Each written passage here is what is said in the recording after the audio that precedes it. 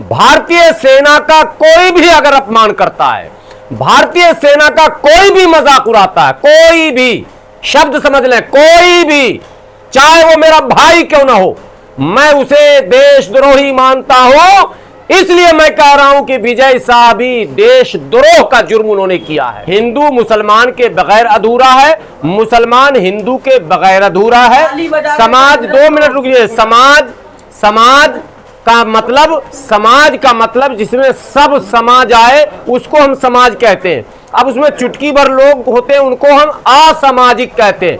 उसी असामाजिक प्राणी का नाम है जिसने सोफिया कुरैशी पर इस तरह की अभद्र टिप्पणी की, जिसका नाम विजय शाह है ना भाई, क्या नाम है? विजय शाह।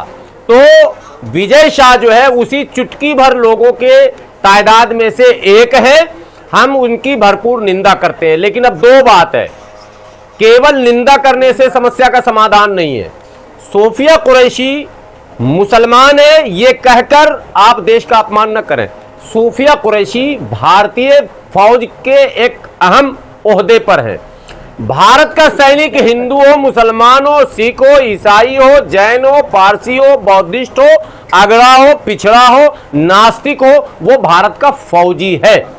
और भारत का फौजी हमारे सर का ताज है, वो हमारी शान है। उनके शान में कोई भी गुस्ताखी करे, कोई भी गुस्ताखी करे, चाहे वो मेरा भाई क्यों ना हो, मैं उसे देशद्रोही मानता हूं। इसलिए मेरी इस टिप्पणी को नोट कर लिया जाए। भारतीय सेना का कोई भी अगर अपमान करता है, भारतीय सेना का कोई भी मजाक उड़ाता है, कोई भी शब्द समझ लें, कोई भी, चाहे वो मेरा भाई क्यों ना हो, मैं उसे देशद्रोही मानता हूं। इसलिए मैं कह रहा हूं कि विजय शाह भी देशद्रोह का जुर्म उन्होंने किया है। अब 2 सवाल आएंगे। एक, जिस पार्टी के वो नेता, उस पार्टी को चाहिए फौरी तौर पर उसे पार्टी से बाहर करें। जिस सरकार के वो पार्ट है, उस सरकार को चाहिए फौरी तौर पर सरकार से उसको अलग करें। तीसरा, सरकार को और महकमे को चाहिए कि अविलंब देशद्रोह का मुकदमा दर्ज करके मंत्री को गिरफ्तार किया जाए। 2 बातें हो गई क्लियर। पहली बात पार्टी हटाए, दूसरी बात सरकार हटाए, तीसरी बात गिरफ्तार किया जाए। अब चौथी बात, भारत के समस्त विपक्षी नेताओं से मैं विनती करता हूं कि अगर आप भी ईमानदार हैं तो इस मुद्दे पर आप भी सरकार से बात करें, सरकार से कहें कि इसको गिरफ्तार करो। और अगर आपने भी ऐसा नहीं किया और आपने भी इस मुद्दा मात्र को ट्विटर के लायक ही छोड़ा कि एक्स पर लिख देंगे और खाना पूर्ति हो जाएगी, तो मैं आपको भी इस जुर्म का एक पार्ट मानूंगा। मुल्क में मजहब की बुनियाद पर या बिरादरी की बुनियाद पर किसी के साथ अगर इस तरह की अभद्र हरकत की जाती है, उसको किसी भी कीमत पर बर्दाश्त नहीं किया जाएगा। ऑल इंडिया यूनाइटेड मुस्लिम मोर्चा और हाफिज गुलाम सरवर जैसे हजारों लाखों लोगों का यही मानना है कि मजहब और बिरादरी की बुनियाद पर हम भेदभाव करते हैं, यही गलत है। लेकिन ये चूंकि भारतीय समाज की एक बीमारी है, इसलिए इस बीमारी का इलाज होम्योपैथ से होगा। लेकिन इसमें अगर कोई सैनिक है, कोई दलित सैनिक है, कोई आदिवासी सैनिक है, कोई मुस्लिम सैनिक है, कोई क्रिश्चियन सैनिक है, कोई बौद्धिस्ट सैनिक है, कोई जैन सैनिक है, कोई भी हो सकता है, तो वो फिर दलित और आदिवासी और क्रिश्चियन और मुस्लिम नहीं होता है, वो भारत का एक सैनिक होता है। उसके साथ भी अगर इस तरह का व्यवहार होगा तो इसको कतई कोई समाज का सब व्यक्ति स्वीकार नहीं करेगा।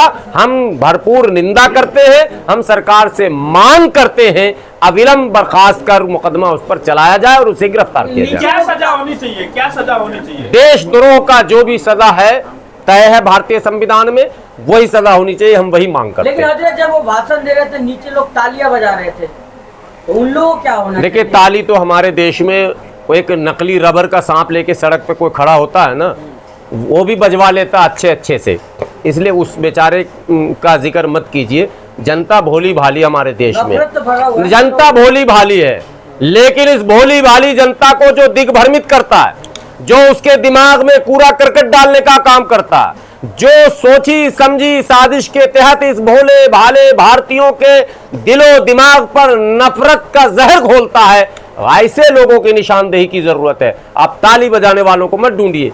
भीड़ में ताली बजाने का हमारे यहाँ आम रिवाज है। क्या लगता है, क्या सोचकर उन्होंने आतंकियों की बहन कहा है, ऐसा जो उन्होंने ये वर्ड? देखिए एक ट्रेंड चला हुआ पिछले कई वर्षों से कि अगर अमुक अमुक धर्म का कोई है या अमुक अमुक जाति का कोई है तो उसको आप कुछ भी कहकर हाईलाइट हो जाएंगे और आपके ऊपर कोई कार्रवाई नहीं होगी। और मैं इसके लिए विपक्ष को हमेशा जिम्मेदार इसलिए मानता हूं कि विपक्ष इशू को फ्रेम नहीं कर पाता। आप मुद्दे क्या हैं और उन मुद्दों को कैसे हम सेंटर पर लाकर रखें। जातिगत जनगणना पर आपने देखा राहुल गांधी ने किस एग्रेशन के साथ बात की थी।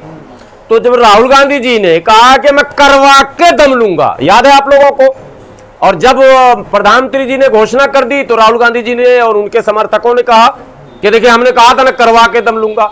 आज मैं सवाल करता हूं आपके मीडिया के माध्यम से, राहुल गांधी जी, विजय शाह के लिए क्या है आपका ख्याल बताइए। अखिलेश यादव जी, विजय शाह का क्या होना चाहिए।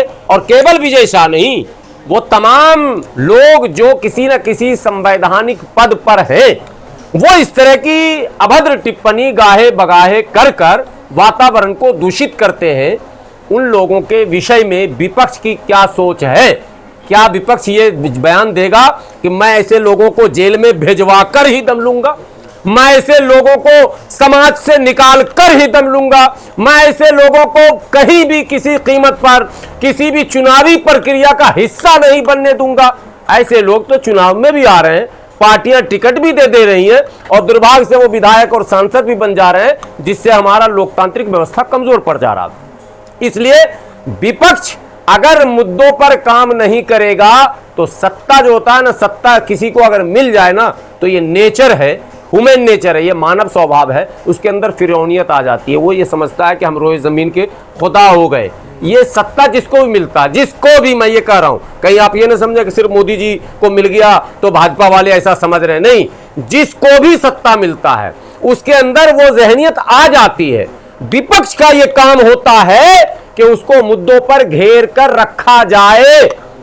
भारत में दुर्भाग्य से सत्ताधारी लोगों ने जो भी गलतियां की है उसमें जितना कसूर उन सत्ताधारी लोगों का है उससे कहीं ज्यादा विपक्षी नेताओं का है, जिन्होंने ऐसे वातावरण को बनने दिया, जिन्होंने ऐसा माहौल बढ़ने दिया, जिन्होंने ऐसे लोगों को खुलेआम घूमने और बोलने दिया, सिर्फ खाना पूर्ति की, इसके रोकने का कोई सही प्रयास नहीं किया।